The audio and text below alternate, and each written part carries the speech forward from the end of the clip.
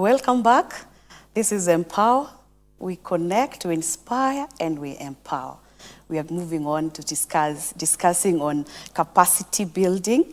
And before we went for a break, we are thinking that, we are saying that we need to be clear from when someone comes to the organization, do we get the right people? And Paul, from there, sometimes we do training or we do capacity building where it's not supposed capacity building. Because I've realized sometimes for you to be able to identify the need to train, and sometimes we don't look at it, because when it comes to misperformance or when people are not doing very well, sometimes you realize that it's not purely training, maybe there are other gaps. And organizations can invest so much on trainings. They get those, those consultants you're talking about, they heavily spend, but at the end of it all, they don't get anything. So where do we go wrong? Because sometimes I'm thinking, is there a process whereby we'll be able to identify this is a training need? This I will go to the organizations where they have a box to tick. That you are in HR, you are learning and development manager, and one of your deliverable is to make sure that the workforce is trained. Yes. So what do you do? Quarter one, January to March, I must take these people for this training. Yes. Without aligning this training, or without checking, what will this training be addressing? We will spend and train these people, but this is not what they're lacking. And as a trainer, we have also experienced this, where you meet people in a training room, and you can actually tell the content that you have signed with the contracting party, that this is what will deliver. Actually, these people don't need that. Yes. You ask them, why are you here for this training? What is this you want to achieve? And many times you hear, I was told to come. And so this person has been told to come for the training, for the team leader to tick a box. You do an evaluation at the end of the training, and you ask the people, how was the training? It was fantastic. Go back to that organization, interact with that person who said the training was fantastic. How much change have you brought after you went to that training? Nothing. Why? Because you went for the wrong training. You cannot take a nurse to be a competent matatu driver and to go back to the hospital. Of course, they may need the skills, but they are not applying the skills at their workplace. So let us not tick boxes that we have trained all the workforce. But from the consultant side of business, what we do is when a client calls and they want training, we actually pose very difficult question until they think we don't need to do the job. Why? Why do you want to do this training? What are the gaps that you have identified? And some of them will tell you things until you realize actually what you need is not the training and the subject you want. It is some changes in some things that you're doing, and you will start getting the results. So let us not just do training for the sake. Of course, as a trainer, it's an advantage for me. But remember, I also want to leave an impact. I train, and the person changes, the organization changes, and the marketplace thrives.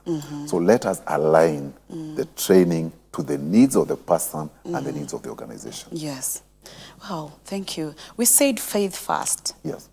And you come to an organization, the way you've explained, and you realize that we are giving wrong things, or whatever we expect is wrong. Maybe how has your faith helped you to make this thing straight, so that you don't say it's just money or I need impact, but how has your faith played part in that process? Initially, when you are signing a contract with a contracting company, we need training on this and this and this. Of course, you throw the question to them, why? I will ask for some data that shows actually that these are the gaps that this organization is facing, hence this performance. If they are not able to give that kind of data, I will do pre-training assessment to the participants, and I'll ask them what their expectations are. And you will find more often than not, the participants have this kind of expectations, while the employer has this kind of expectations. And what I do is to align. I align the employer's expectation and the employee expectation, so that as I meet the employee expectation through the delivery, it could be a customer service training, which I'm very known for, customer service training, but the employee wants to be comfortable as they work. When I address the comfort of the employee, ultimately the employer benefits, because a happy employee will ultimately give better results for the organization. So I try to merge. But there's something else we offer as a firm after training follow-up. That we did this training. Let us do another evaluation and see whether actually that training had an impact. If we can't pick and say this is the impact, then we recommend other relevant interventions. And this is where maybe things like the organization structure, processes, procedures, policies, we recommend maybe changes, because I can train you on good customer service, but the policy says contrary to what they're trained. So we go wholesomely instead of just that training part. And that's why we say we are doing more of capacity building, not just training. Because training is just one branch of a bigger tree. Now, as I listen to you, my question comes back to the faith again. Would you, through all this process, what you're explaining and what you do, how would you let us understand how your Christianity is seen, or how your faith is felt amongst the people that you interact with? I'll pick two areas, and one of them is in the costing. And it's unfortunate that some employers, they think if you quote this amount, which looks small, they may think you don't have the quality of what they want. What I look at is, when I'm charging my client, am I being fair? Or you're looking at fairness? I'm looking at fairness. Because you give me 5 people to train, I give you a bill of $1 million. When will you recover this cost when you have incurred it? So I look at being fair, just make enough. That markup is fair. Number 2 is when now I'm interacting with your workforce. I go beyond sharpening the employee, because this person was a God creation before they became an employee. And I will never forget many times when I'm training, especially in the banking industry, I'll tell people, don't just look at yourself just as a teller. You are not that position the employer has given you. You are more than a teller. And so I speak to the person beyond the employer's objective or the title they have given them. Because again, I'm equipping this person for the work of the ministry at the end of the day. If this person is happy and they see the value they have, far and above the value they bring to the organization, this person will be a happy person. Allow me to share a scenario I had in Tanzania when I was training in 2 different organizations. You know, when you train today, the following morning, you do what we call a recap. You are recapping what you covered. And people are giving examples of what we covered. And I remember this person said, I applied what you trained me in my family. I was not in good terms with my wife, but yesterday we reconciled. What was the topic of discussion? Customer service. And my message is customer service begins with you and where you come from. So you see, I go beyond what the employer has sent you to come and get. Because this person, after reconciling with the wife, this person will be a happy employee. At work, And they will deliver. Another person actually wrote an email that they were actually at the verge of parting ways. And now they have reconciled. Because as I train, the training room is my pulpit. I will train what I have signed to deliver, but I will use that opportunity and remain relevant to what I'm delivering, but I'll bring the faith aspect in. when I challenge you as a person, you are not delivering. I'm Yes. challenging your faith. Yes. You are being paid. Are you delivering what you're being paid for? Not necessarily because your team leader is watching. Yes. And actually, I challenge every Christian who is always managed. I tell them, then you're in the wrong place. If you know who you're working for, Yes. your team leader should be seated in their office, strategizing for a better tomorrow for you and Yes. for the organization. So I bring the faith into the people and to the organization, into the fairness in charging, and also making sure that what I've signed to deliver, You deliver. I will deliver it. I've also worked in scenarios where the project managers don't have to sit in the training room or the intervention place just to see that I'm delivering everything. Yes. Trust me, I will deliver that because I'm working unto God Yes. as I serve humanity. Yeah. Wow.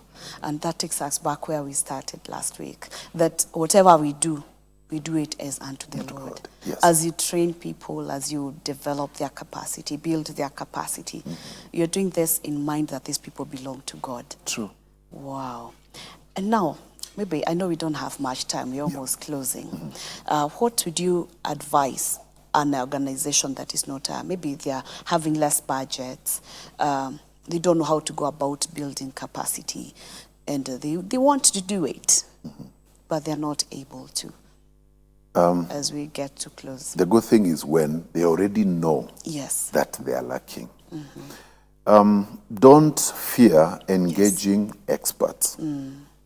All you need to do is to say, I'm ailing from this and I need help. Yes. There's always plans of how to, you can equip these people and they change.